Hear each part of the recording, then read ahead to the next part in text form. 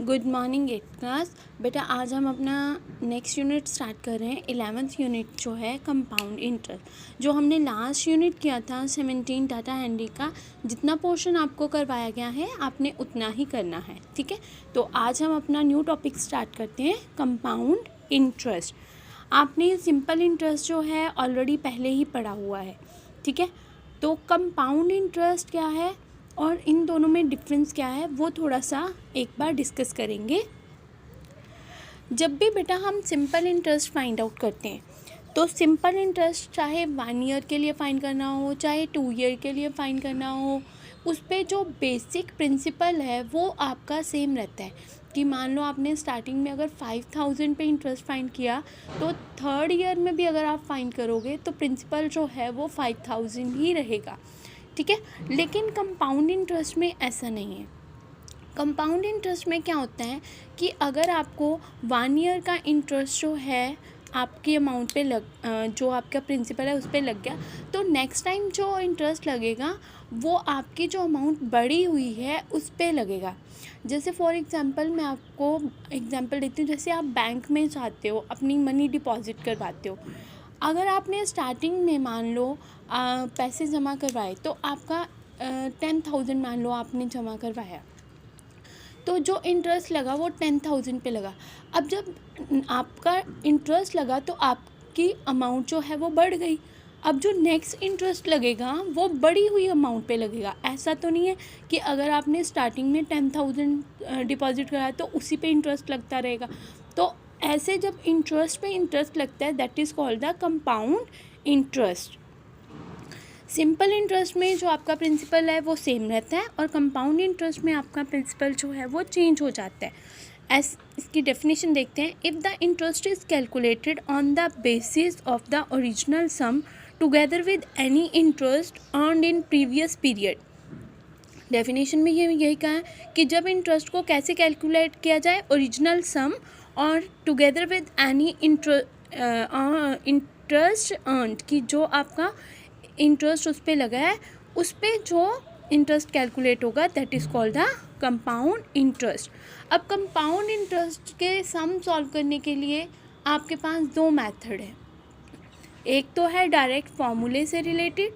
आज मैं आपको दोनों मेथड जो है वो डिस्कस करवाऊंगी, तो आपको जो ईजीएस्ट वे लगे वो आप सारे सम जो हैं उन्हीं से सॉल्व करोगे।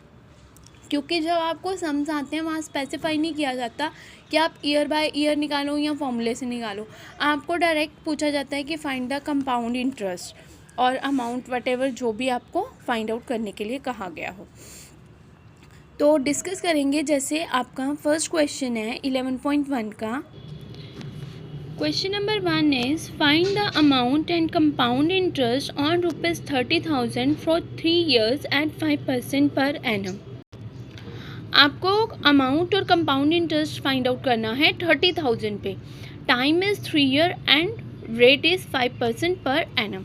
अब एक तो इसका मेथड है हम एवरी ईयर का इंटरेस्ट फाइंड आउट करते जाएं और प्रीवियस बैलेंस में ऐड करते जाएं, जैसे अकॉर्डिंग टू हमारी डेफिनेशन भी था।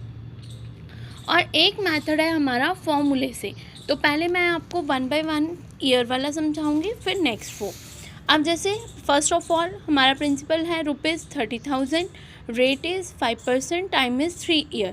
सबसे पहले अगर आप ईयर बाय ईयर करोगे तो सिंपल इंटरेस्ट का जो फॉर्मूला होता है PRT/100, हम वो कैलकुलेट करेंगे इंटरेस्ट के लिए।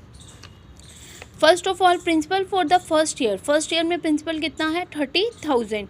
तो इंटरेस्ट कैलकुलेट करने के लिए P/R/T/100। अब टाइम यहाँ पे ध्यान रखना है, आप 1 ईयर के लिए कैलकुलेट कर रहे हो तो टाइम आपका 1 आएगा, ठीक है। आपने कैलकुलेट किया तो इंटरेस्ट आ गया, देखिए आपके पास 1500।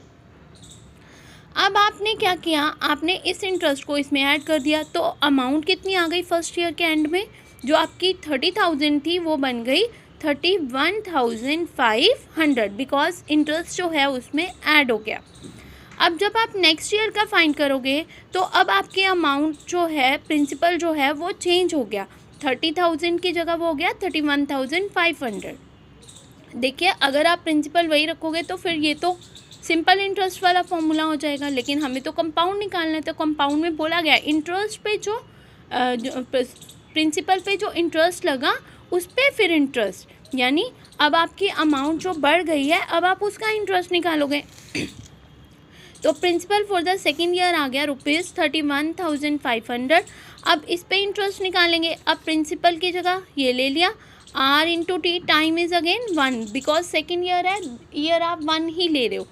अगेन सेकेंड ईयर में देखिए आपका जो इंटरेस्ट है वो बढ़ गया, वो आ गया 1575। पहले साल में 1500 मिला था, जैसे ही प्रिंसिपल बढ़ा आपका इंटरेस्ट भी बढ़ गया, अब बढ़ के हो गया 1575। तो amount at the end of second year क्या आ गया, प्रिंसिपल और इंटरेस्ट को ऐड कर दिया। प्रिंसिपल था 31500, इसमें हमने इंटरेस्ट ऐड कर दिया, यानी आ गया 33,075। नाउ 33,075 जो है ये आ गई हमारी principal for the third year. Now principal again change हो गया, अब हम interest for the third year find करेंगे। तो P into R into t, again third year के लिए 1 लेंगे, क्योंकि देखो कैलकुलेट हो गया ना, पहले साल के लिए, फिर दूसरे, फिर तीसरे, तो 3 ईयर्स हमारे कंप्लीट हो गए। अब इसको कैलकुलेट किया आपने तो आफ्टर कैलकुलेशन वी गेट 1653.75, यानी थर्ड ईयर में आपका इंटरेस्ट जो है देखो और बढ़ गया। ठीक है, तो लास्ट में हमने क्या करना है, थर्ड ईयर की अमाउंट फाइंड करनी थी, तो हमने थर्ड ईयर के प्रिंसिपल और इंटरेस्ट को ऐड कर दिया, तो वी गेट द अमाउंट।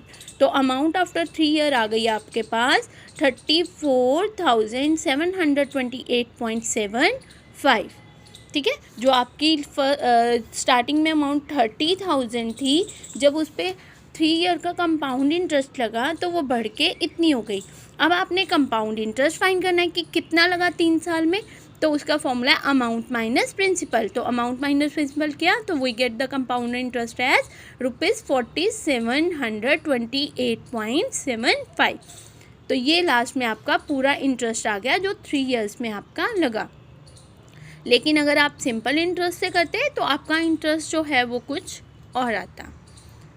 ठीक है, अब नेक्स्ट है आपका इसका अल्टरनेट मेथड जो है, दैट इज़ फॉर्मूला। क्या फॉर्मूला है, amount is P into 1 + R/100⁻n। A is amount find करनी है, P is principal, R is rate, N is time. तो हम डायरेक्ट फॉर्मूले में सब्सिट्यूट करके भी निकाल सकते हैं।